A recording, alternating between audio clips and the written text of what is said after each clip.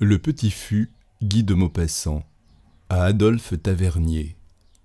Maître Chicot, l'aubergiste d'Épreville, arrêta son tilbury devant la ferme de la mère Magloire. C'était un grand gaillard de 40 ans, rouge et ventru, et qui passait pour malicieux. Il attacha son cheval au poteau de la barrière, puis il pénétra dans la cour.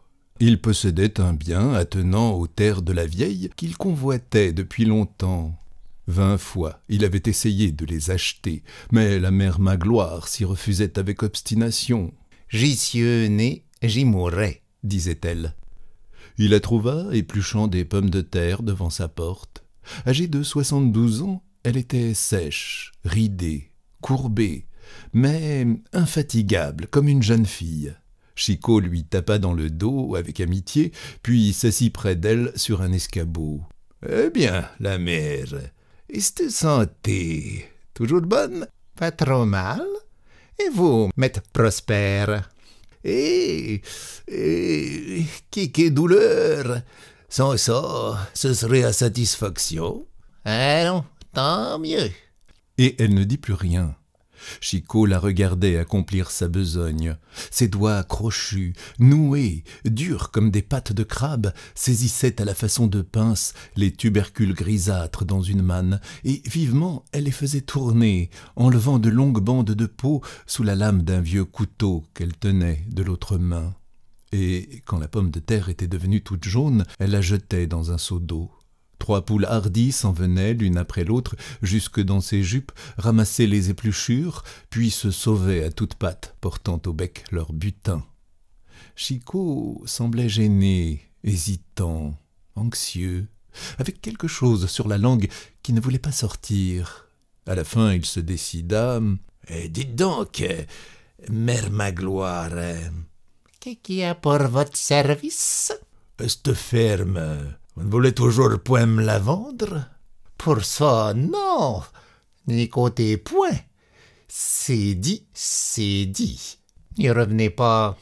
C'est que j'ai trouvé un arrangement qui ferait notre affaire à tous les deux. » « Qu'est-ce que c'est? » « Le v'là. Vous me la vendez, et puis vous la gardez tout de même. Vous n'y êtes point? Suivez ma raison. » La vieille cessa d'éplucher ses légumes et fixa sur l'aubergiste ses yeux vifs sous leurs paupières fripées. Il reprit. « Je m'explique. Je vous donne chaque mois 150 francs. Vous entendez bien? Chaque mois, je vous apporte ici, avec mon tilbury, 30 écus de 100 sous. Et puis, il n'y a rien de changé de plus. Rien de rien. Vous restez chez vous. Vous ne vous occupez point de moi, vous ne me devez rien. Vous ne faites que prendre mon argent. Ça vous va-t-il? » Il la regardait d'un air joyeux, d'un air de bonne humeur. La vieille le considérait avec méfiance, cherchant le piège. Elle demanda. « Ça, c'est pour moi, mais pour vous, cette ferme, ça ne vous la donne point? » Il reprit. « Je ne voudrais que c'est point de ça. Vous restez tant que le bon Dieu vous laissera vivre.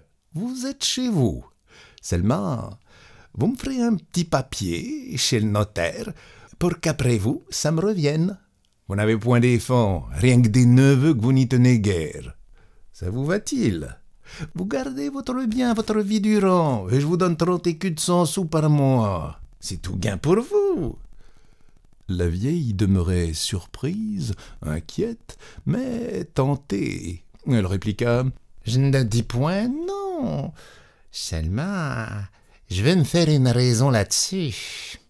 Revenez causer de ça dans le courant de l'autre semaine. Je vous ferai une réponse à de mon idée. » Et maître Chicot s'en alla, content comme un roi qui vient de conquérir un empire. La mère Magloire demeura songeuse. Elle ne dormit pas la nuit suivante. Pendant 4 jours, elle eut une fièvre d'hésitation. Elle flairait bien quelque chose de mauvais pour elle, là-dedans. Mais la pensée des 30 écus par mois, de ce bel argent sonnant qui s'en viendrait couler dans son tablier, qui lui tomberait comme ça du ciel sans rien faire, la ravageait de désir. Alors, elle alla trouver le notaire et lui conta son cas. Il lui conseilla d'accepter la proposition de Chicot, mais en demandant 50 écus de 100 sous au lieu de 30, sa ferme valant au bas mot 60 000 francs. « Si vous vivez 15 ans, disait le notaire, il ne la payera encore de cette façon que 45 000 francs. » La vieille frémit à cette perspective de 50 écus de 100 sous par mois. Mais elle se méfiait toujours, craignant 1000 choses imprévues, des ruses cachées, et elle demeura jusqu'au soir à poser des questions, ne pouvant se décider à partir. Enfin, elle ordonna de préparer l'acte, et elle rentra troublée, comme si elle eût bu 4 pots de cidre nouveau. Quand Chicot vint pour savoir la réponse, elle se fit longtemps prier, déclarant qu'elle ne voulait pas, mais rongée par la peur, qu'il ne consentit point à donner les 50 pièces de 100 sous. Enfin, comme il insistait, elle énonça ses prétentions. Il eut un sursaut de désappointement et refusa. Alors, pour le convaincre, elle se mit à raisonner sur la durée probable de sa vie. « Je n'en ai pas pour plus de 5 à 6 ans, pour sûr. Me voilà sur mes 73, pas vaillante avec ça. L'autre soir, je crus que j'allais passer. Il me semblait qu'on me vidait le corps, qu'il a fallu me porter à mon lit. » Mais Chicot ne se laissait pas prendre. « Loin, loin, vieille pratique. Vous êtes solide comme le clocher de l'église. Vous vivrez pour le moins 110 ans. C'est vous qui m'enterrez, pour sûr. » Tout le jour fut encore perdu en discussion. Mais, comme la vieille ne céda pas, l'aubergiste, à la fin, consentit à donner les 50 écus. Ils signèrent l'acte le lendemain, et la mère Magloire exigea 10 écus de pot de vin. 3 ans s'écoulèrent. La bonne femme se portait comme un charme. Elle paraissait n'avoir pas vieilli d'un jour, et Chicot se désespérait. Il lui semblait, à lui, qu'il payait cette rente depuis un demi-siècle, qu'il était trompé, floué, ruiné. Il allait de temps en temps rendre visite à la fermière, comme on va voir en juillet, dans les champs, si les blés sont mûrs pour la faux. Elle le recevait avec une malice dans le regard. On eût dit qu'elle se félicitait du bon tour qu'elle lui avait joué. Et il remontait bien vite dans son tilbury en murmurant « Tu ne crèveras donc point, carcasse !» Il ne savait que faire. Il eût voulu l'étrangler en la voyant. Il la haïssait d'une haine féroce, sournoise, d'une haine de paysan volé. Alors, il chercha des moyens. Un jour, enfin, il s'en revint la voir en se frottant les mains, comme il faisait la première fois lorsqu'il lui avait proposé le marché.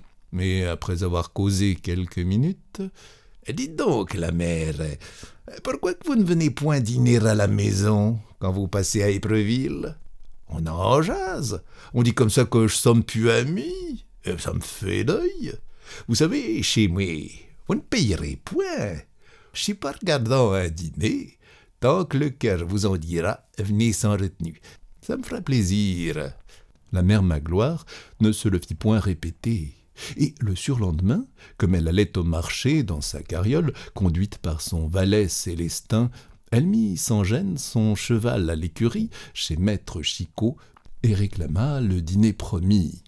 L'aubergiste, radieux, la traita comme une dame, lui servit du poulet, du boudin, de l'andouille, du gigot et du lard aux choux. Mais elle ne mangea presque rien, sobre depuis son enfance, ayant toujours vécu d'un peu de soupe et d'une croûte de pain beurré. Chicot insistait, désappointé. Elle ne buvait pas non plus. Elle refusa de prendre du café. Il demanda « Vous accepterez toujours bien un petit verre ?»« Ah, pour ça, oui. Je ne dis pas non. » Et il cria de tous ses poumons À travers l'auberge, « Rosalie, apporte la fine, la surfine, le fil en 10 !» Et la servante apparut, tenant une longue bouteille ornée d'une feuille de vigne en papier. Il emplit 2 petits verres. « Goûtez ça, la mère, c'est de la fameuse !» Et la bonne femme se mit à boire tout doucement, à petites gorgées, faisant durer le plaisir. Quand elle eut vidé son verre, elle les goûta, puis déclara « Ça oui, c'est de la fine !» Elle n'avait point fini de parler que Chicot lui en versait un second coup. Elle voulut refuser, mais il était trop tard, et elle le dégusta longuement comme le premier. Il voulut alors lui faire accepter une 3e tournée, mais elle résista. Il insistait. « Ça, c'est du lait, voyez-vous, mais j'en bois 10, 12, sans embarras. Ça passe comme du sucre. Rien au ventre, rien à la tête. On dirait que ça s'évapore sur la langue.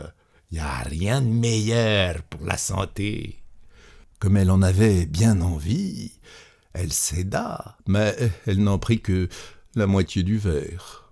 Alors Chicot, dans un élan de générosité, s'écria « Tenez, puisqu'elle vous plaît, je vais vous en donner un petit fût, histoire de vous montrer que je sommes toujours une paire d'amis. » La bonne femme ne dit pas non et s'en alla, un peu grise.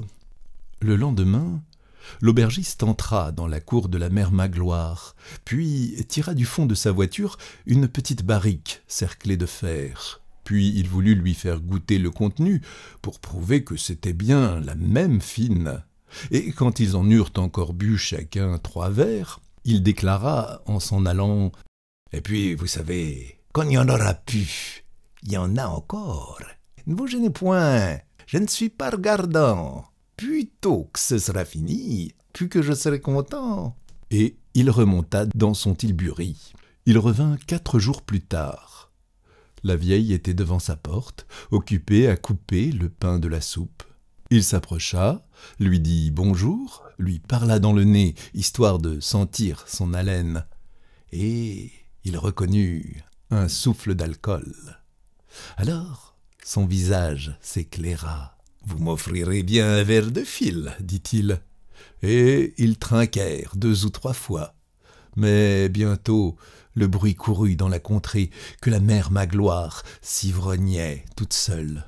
On la ramassait tantôt dans sa cuisine, tantôt dans sa cour, tantôt dans les chemins des environs, et il fallait la rapporter chez elle, inerte comme un cadavre.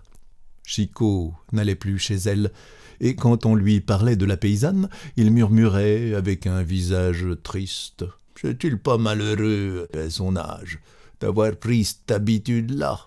Voyez-vous, quand on est vieux, il n'y a pas de ressources. Ça finira bien par lui jouer un mauvais tour. » Ça lui joua un mauvais tour, en effet. Elle mourut l'hiver suivant, vers la Noël, étant tombée, saoule, dans la neige. Et maître Chicot hérita de la ferme, en déclarant « C'te manante, si elle s'était point boissonnée, elle en avait bien pour 10 ans de plus. » 7 avril 1884.